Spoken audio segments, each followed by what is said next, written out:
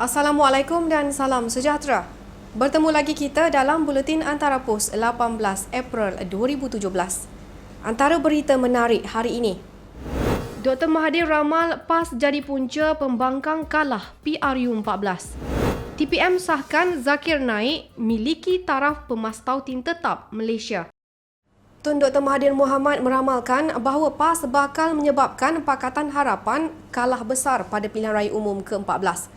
Ramalan itu ekoran sikap PAS yang tetap berdegil untuk bertanding bersendirian, yang mana turut memecah belahkan sokongan Melayu terhadap pembangkang.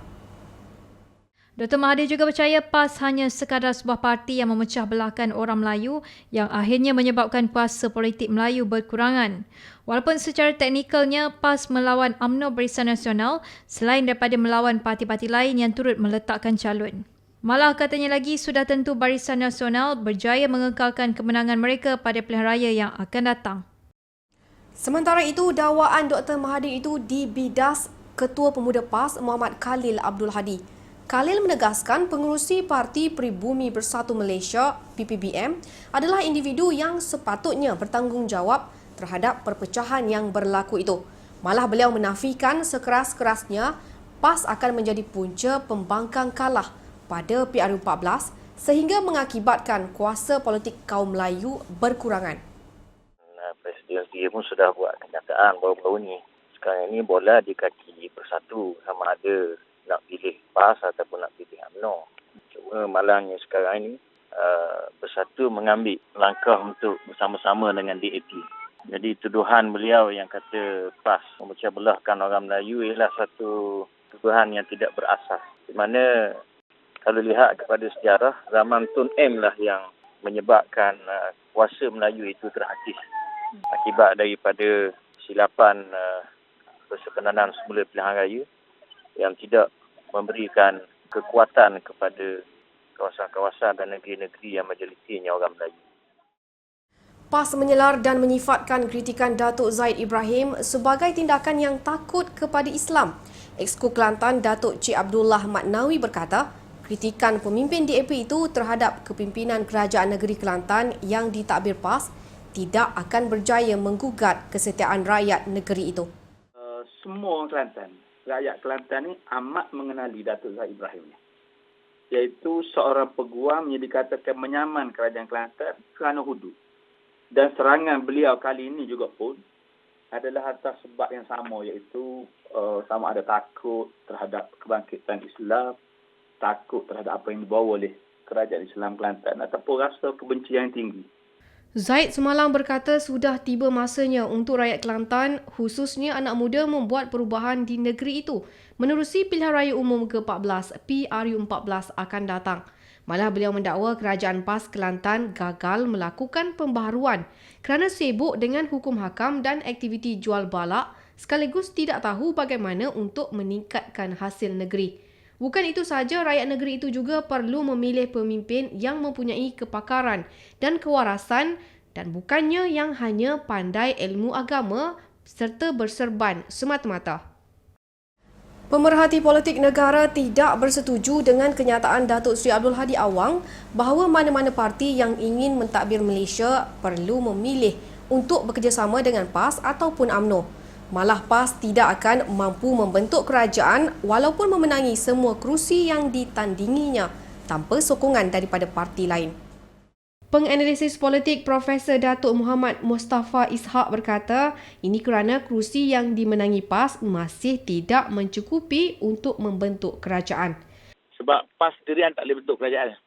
PAS, kalaulah dia menang semua kerusi dia bertanding pun, dia tak akan bentuk kerajaan. Dia perlukan gabungan dengan parti-parti lain, kan? Sebab kursi yang dia bertanding dan kursi yang dia menang pun tak cukup nak bentuk kerajaan. Jadi, oleh sebab itu, PAS masih memerlukan parti-parti lain. Malah Mustafa menegaskan PAS tidak boleh membandingkan dirinya dengan UMNO kerana parti itu adalah tunjang kepada Barisan Nasional. PAS meminta umat Islam yang terguris dengan penerbitan karikatur akhbar Nanyang Siang Pau memaafkan pelakuan mereka yang gagal memahami batasan garisan halus sensitiviti agama. Presidennya Datuk Seri Abdul Hadi Awang berharap insiden sama tidak berulang kerana bimbang sentimen seperti itu boleh menimbulkan ketegangan di negara ini. Hadi berkata tindakan memaafkan pengurusan akhbar berkenaan diharap berupaya menggembleng komitmen semua pihak untuk menyuburkan keharmonian dan sifat saling memahami dalam kalangan penduduk di Malaysia. Akhbar berbahasa Cina itu sebelum ini menimbulkan kontroversi apabila membuat sindiran terhadap Hadi dan Yang di-Pertua Dewan Rakyat Tan Sri Pandikar Amin Mulia apabila menyamakan dua individu tersebut dengan monyet. Karikatur itu diterbitkan selepas Hadi membuat pembentangan rang undang-undang persendirian untuk meminda Akta Mahkamah Syariah Bidang Kuasa Jenayah 1965 atau Akta 355 di Parlimen. Ketua Pembangkang Datuk Seri Anwar Ibrahim sanggup menggunakan strategi lapuk demi kembali ke arena politik negara. Ahli Majlis Tertinggi UMNO Datuk Suhaimi Syahdan mendedahkan tindakan Anwar yang mendakwa Muhammad Saiful Buhari Azlan sebagai penipu adalah demi menyelamatkan partinya yang kini berada dalam keadaan huru-hara. Dan saya nampak Datuk Seri Anwar Ibrahim ni seorang yang opportunis, dia cuba untuk kembali menjadi populis. Mungkin kerana pilihan raya dah dekat, jadi dia merasakan bahawa dia perlu kembali dilihat dalam arena politik Malaysia dan juga sebagai seorang yang pemain masih lagi relevan lah kononnya. Jadi dia mulakan keadaan ini dan kita tahu sekarang ni Pakatan Harapan pun kucak-kacir dalam keadaan parti-parti yang tidak unite dan tak bersatu ni. Jadi Datuk Seri Anwar Ibrahim cuba untuk muncul kembali dengan strategi-strategi terancang.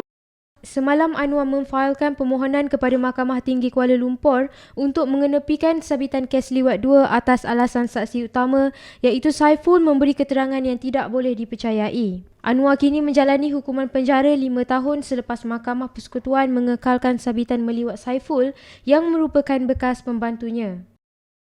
Mahkamah hari ini menyambung perintah reman selama 4 hari bermula esok terhadap pemimpin muda PKR Datuk Adam Rosli. Perintah reman itu dikeluarkan oleh Magistrate Nik Isfahani Tasnim Wan Abdul Rahman yang membenarkan permohonan Suruhanjaya Pencegahan Rasuah Malaysia SPRM untuk melanjutkan tempoh reman berkenaan. Terdahulu, beliau dibawa ke Mahkamah Magistrate kira-kira jam 9.10 pagi tadi berpakaian lokap SPRM berwarna jingga dan diiringi pegawai SPRM. Pada Jumaat lalu, pemimpin muda PKR itu direman 5 hari oleh Mahkamah Magistrate Putrajaya bagi membantu siasatan berhubung kekayaan luar biasa dimilikinya yang berakhir hari ini.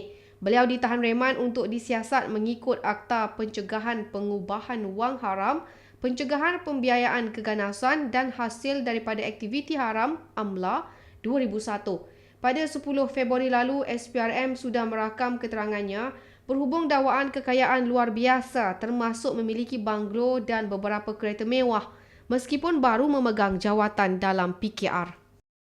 Selepas Adam, hari ini Datuk Seri Jamal Mat Yunus mengheret Ketua Wanita PKR, Zuraida Kamarudin pula ke SPRM. Beliau yang merupakan Ketua UMNO bahagian Sungai Besar sebelum ini mendedahkan kekayaan luar biasa Adam itu mempunyai kaitan penyelewengan kuasa dan wang yang berlaku dalam PKR. Ini hanya untuk Zuraida. Yang Adam Rosli kita dah serahkan sebelum ini. Diterima oleh termasuk penglibatan adik Zuraida di dalam beberapa syarikat mendapat projek-projek di dalam negeri Selangor di bawah sokongan YB Zuraida. Bukan itu sahaja, beliau yakin Zuraida secara sengaja menafikan kewujudan Adam sebagai pegawai khasnya dan menolak kes berkenaan ada kaitan dengan parti. Zuraida sebelum ini menyatakan kesediaan untuk memberikan kerjasama sepenuhnya kepada pihak SPRM sekiranya diminta untuk berbuat demikian. Timbalan Perdana Menteri Datuk Seri Dr. Ahmad Zahid Hamidi hari ini mengesahkan bahawa Dr. Zakir Naik memiliki taraf pemastautin tetap PR di Malaysia. Katanya pendakwah terkenal dari India berkenaan menerima status PR itu sejak kira-kira 5 tahun lalu. Zahid berkata demikian ketika ditanya mengenai status Zakir selepas tokoh terbabit mendakwa beliau sedia dibicarakan atas tuduhan pihak berkuasa India jika ia dijalankan di lokasi berkecuali. Malah kata Zahid lagi, Malaysia tidak boleh menyiasat Zakir, namun negara lain yang mempunyai hubungan dan perjanjian dengan kerajaan negara ini boleh menggunakan kaedah memohon bantuan perundangan bersama MLA. Zakir sebelum ini dikaitkan dengan aktiviti keganasan dan pengubahan wang haram di negara asalnya, India. Ketua Bahagian Siasatan Jenayah Narkotik Ibu Pejabat Polis Daerah IPD Baling dan isterinya maut dalam kemalangan jalan raya membabitkan 3 buah kenderaan pagi tadi. Allahyarham ASP Muhammad Nur Mat Yaub 38 tahun dan isterinya Suria Abdul Rahman 37 tahun terbabit nahas kira-kira pukul 7 pagi di Jalan Baling, Kupang berdekatan Kampung Teluk Teduri Baling. Pegawai Perhubungan Awam Jabatan Bomba dan Penyelamat Negeri Nur Hafizah Muhammad Lokman memberitahu 4 anak pasangan terbabit turut mengalami kecederaan. Mangsa terdiri daripada Edina Alia 11 tahun, Insyirah Alia 10 tahun, Muhammad Adik Mustaqim 8 tahun dan Imanina Alia 6 tahun. 3 mangsa yang tersepit bagaimanapun berjaya dikeluarkan anggota dari Balai Bomba dan Penyelamat Baling. Kemalangan dipercaya berlaku ketika mangsa memberhentikan keretanya untuk membelok sebelum secara tiba-tiba sebuah kenderaan pacuan 4 roda yang datang dari arah belakang terus merempuh kenderaan mangsa. Akibat rempuhan itu, kenderaan mangsa memasuki laluan bertentangan dan dirempuh kereta jenis Honda City yang datang dari arah Kupang ke Baling. Pemandu kereta Honda City terbabit Muhammad Ilyas Abdul Razak 32 tahun turut cedera parah. Kesemua yang maut dan cedera dihantar ke Hospital Baling untuk bedah siasat dan mendapatkan rawatan. Sekian buletin Antara Pos untuk hari ini. Sehingga berjumpa lagi. Assalamualaikum dan salam hormat.